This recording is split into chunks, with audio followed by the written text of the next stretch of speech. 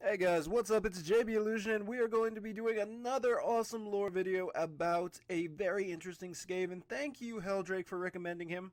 Hi. Are you still angry at me for what I did a couple weeks ago? No, dude, I'm not angry at you at all. I mean, I understand you're a high elf and, you want to be represented.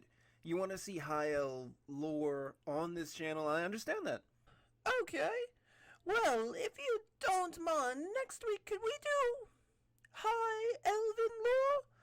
Oh, dude, sure. We could do that. Oh! Yeah, remember I said that I wasn't upset?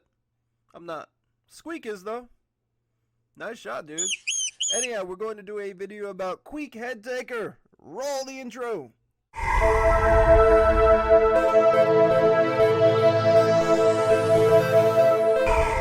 Queek Headtaker's personality is something not seen in other Skaven. He's bloodthirsty, aggressive, and most surprisingly, he's fearless.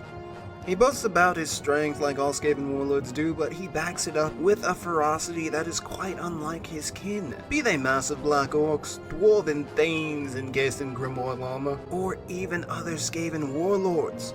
He will seek out the strongest opponents on the battlefield and defeat them in single combat. One could say that this is in part due to his insanity, but a stronger case could also be made for his upbringing, forming him into the unique Skaven warlord of legend. You see, Queek was groomed for this. Warlord Nodwell, ruler of Clan Moors, and the City of Pillars needed a right hand. Rat, so to speak. Queek, from birth, was provided with the best weapons, food, and armor. He was protected from the other Lords of Decay who plotted to destroy the young Skaven before he could become a threat. This, however, didn't mean that Queek was a stranger to plots and assassination attempts. You see, Nodwell routinely set up situations to keep the young Skaven on his toes. Why was he chosen, you ask? Among a race known for leaving their soldiers, I guess you could say, to their own devices.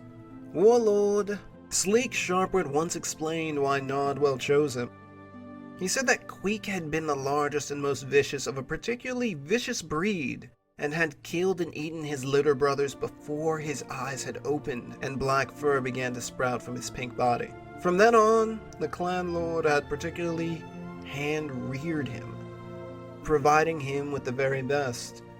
And he had risen swiftly. That was how Nodwell knew that Queek had the potential to be his right hand.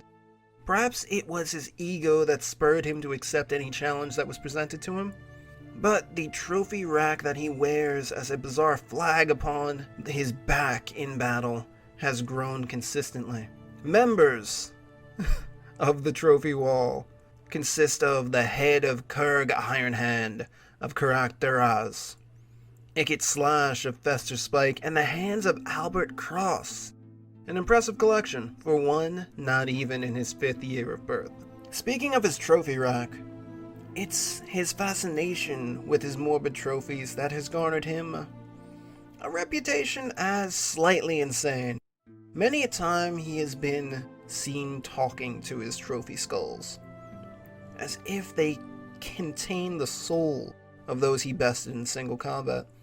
Although, who could call him crazy after one of his skulls told him the whereabouts of one of the most dangerous weapons in the old world? Back before his collection, he led a daring assault on the green skins of Black Crag.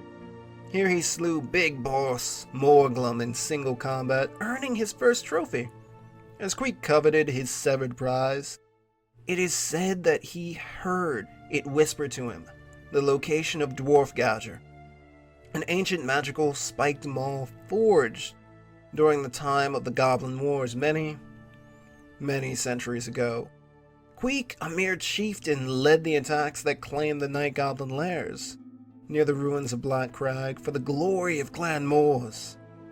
His lord received the praise while Queek took Dwarf Gouger as his reward. Battle after battle, Queek worked himself up to becoming the new warlord of the City of Pillars, replacing Sleek Sharpwit. After his promotion, he was left in charge of the initiative to take Karak 8 Peaks, and the surrounding World's Edge Mountains. What started off as a promising venture turned into a constant battle of attrition between his forces and those of King Belegar and Scarsnake. For the first time, no matter the tactic, Queek could not win wholeheartedly against his enemies. But it wouldn't be the last time he faced adversity. During the siege of Karak Angle, he convinced Gracier Thanquol to assist him.